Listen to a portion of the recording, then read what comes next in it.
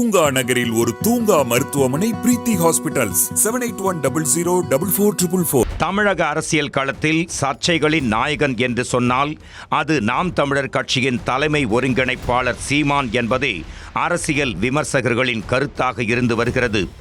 வாரம் ஒரு டாப்பிக்கை கொடுத்து ஆக்டிவாகவே இருந்து வருவதோடு அது பேக்ஃபயர் ஆனாலும் அசால்ட்டாக தூக்கி போட்டு தேர்தலில் களமிறங்கி ஒரு பக்கா அரசியல்வாதியாக சீமான் இருந்து வருகிறார். இத்தகைய சூழலில் சீமானையே ஆட்டம் காண வைத்தது என்றால் அது விஜயின் அரசியல் வருகை. அதுவரை விஜயலட்சுமி மற்றும் வீரலட்சுமி பஞ்சாயத்தை டீல் செய்து கொண்டிருந்த சீமானுக்கு விஜயின் அரசியல் வருகை பெரும் தலைவலியாக மாறிப்போனது. குறிப்பாக தமிழக வெற்றி கழகத்தின் மாநாட்டில் விஜய் பேசியது சீமானை அப்செட் ஆக்கியதாகவும் அந்த அப்செட்டில் என்ன பேசுவது என்று தெரியாமல் லாரி மோதித்தான் சாவ என்று சாபமெல்லாம் விட்டார் என்றும் கூறப்படுகிறது. விஜய் தனக்கு ஆதரவு கொடுப்பார் என்று எதிர்பார்த்து கொண்டிருந்த சீமானால் இந்த அதிர்ச்சியில் இருந்து மீண்டு வருவதற்குள் அடுத்தடுத்து நிர்வாகிகள் வெளியேறி தமிழக வெற்றி கழகத்தில் இணையத் தொடங்கியது பேனிக் அட்டாக்கை கொடுத்ததாக கூறப்படுகிறது. தம்பிகள் வெளியேறுவதை தடுக்கவும் கட்சியை ஆக்டிவாக வைக்கவும் ரஜினியுடன் சந்திப்பு, சங்கி என்ற சொல்லுக்கு புது விளக்கம், பெரியார் குறித்து அவதூறு கருத்து என பல்வேறு வேலைகளில் சீமான் இறங்கினார் என்றும், ஆனால் கட்சியிலிருந்து தம்பிகள் வெளியேறுவதை அவரால் தடுக்கவே முடியவில்லை என்றும் அரசியல் வட்டாரங்கள் கூறுகின்றன. ஏற்கனவே கட்சியில் இருந்து வெளியேறியவர்கள் தமிழக ஒருங்கிணைப்பு இயக்கம் என்ற அமைப்பை வெற்றிக்குமரன் தலைமையில் நடத்தி வருவதாக கூறப்படும் நிலையில் கட்சி நிர்வாகிகளின் குறைகளை கேட்டு அனுசரித்து செல்லவில்லை என்றால் அதிருப்தியில் வெளியேறுபவர்கள் அதிகரித்து கட்சியே காலியாக வாய்ப்பிருப்பதாகவே ராவணன்குடில் வட்டாரங்கள் தெரிவிக்கின்றன.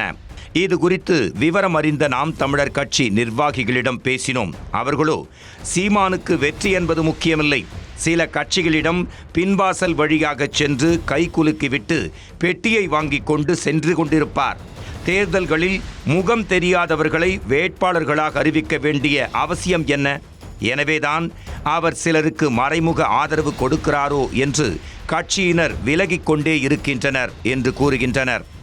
இதற்கிடையில் ஆரம்ப காலத்திலிருந்தே சீமானுடன் பயணித்து வரும் நாம் தமிழர் கட்சியின் மாநில ஒருங்கிணைப்பாளர் ஜெகதீசன் பாண்டியன் பெரியார் தொடர்பான சீமானின் கருத்துகளுக்கு எதிராக அறிக்கை வெளியிட்டிருந்தார். அந்த அறிக்கையில் திராவிடத்தையும் பெரியாரையும் ஒழிப்பதுதான் தனது நோக்கம் என்று அண்ணன் சீமான் பேசியிருப்பது இந்துத்துவா சக்திகளின் வளர்ச்சிக்கு உதவுமே ஒழிய தமிழ் தேசிய வளர்ச்சிக்கு உதவாது, அண்ணன் பேசியிருப்பது கட்சியின் ஒட்டுமொத்த கருத்தல்ல என்று ஜெகதீசன் குறிப்பிட்டிருந்தார். இது தொடர்பாக நாம் தமிழர் கட்சியின் செய்தி தொடர்பாளர் பாக்யராஜனிடம் பேசினோம். அவரவர் பகுதியில் கட்சி பொறுப்புகளில் தங்களுக்கு பிடிக்காதவர்கள் வருகிறார்கள் என்ற கோபத்தில் விலக நினைக்கும் சிலர் பெரியார் விஷயத்தை சொல்லி வெளியேறுகிறார்கள். ஜெகதீசன் சொன்னது அவரது தனிப்பட்ட கருத்து. அவர் மக்களவை தேர்தலுக்கு பின் கட்சியில் தொடர்ந்து பயணிக்கவில்லை, கொஞ்சம் கொஞ்சமாக விலகி கொண்டிருந்தார். இப்போது இதை ஒரு காரணமாக காட்டியிருக்கிறார். சீமான் அண்ணனின் கருத்துதான் கட்சியின் கருத்து என்று பாக்யராஜன் தெரிவித்தார். இப்படி மாறி மாறி கட்சியின் முக்கிய நிர்வாகிகள் ஒவ்வொரு கருத்தை சொல்லிக் கொண்டிருக்க சைலண்டாக நாம் தமிழர் கட்சியின் 2000 நிர்வாகிகளை தன் பக்கம் இழுத்து அதிரடி காட்டியிருக்கிறது ஆளும் திமுக. நாம் தமிழர் கட்சி உள்பட மாற்று கட்சிகளைச் சேர்ந்த சுமார் 3000 பேர் திமுக தலைவரும் முதலமைச்சருமான மு.க. ஸ்டாலின் முன்னிலையில் திமுகவில் இணைந்திருக்கின்றனர். இதில் நாம் தமிழர் கட்சியிலிருந்து மட்டும் சுமார் 2000 பேரும், மற்ற கட்சிகளில் இருந்து சுமார் 1000 பேரும் திமுகவில் இணைந்துள்ளனர். குறிப்பாக நாம் தமிழர் கட்சியின் 8 மாவட்ட செயலாளர்கள் 2021, 2024 தேர்தல்களில் வேட்பாளராக போட்டியிட்டவர்கள் என ஒரு சில முக்கிய நிர்வாகிகளும் நாம் தமிழர் கட்சியிலிருந்து விலகி திமுகவில் இணைந்துள்ளதால் சீமான் ஷாக்காகி இருப்பதாக கூறப்படுகிறது. ஏற்கனவே நூற்றுக்கணக்கான நிர்வாகிகள் வெளியேறிய நிலையில் தற்போது ஆயிரக்கணக்கான தொண்டர்கள் வெளியேறி வருவதால் நாம் தமிழர் கட்சி தனது இறுதி பக்கத்தை எழுதிக் கொண்டிருப்பதாக அரசியல் விமர்சகர்கள் கூறுகின்றனர். எனவே நிர்வாகிகளின் வெளியேற்றத்தை தடுக்க சீமான் எடுக்கப் போகும் முடிவு என்ன என்பது குறித்து பொறுத்திருந்துதான் நாம் பார்க்க வேண்டும்.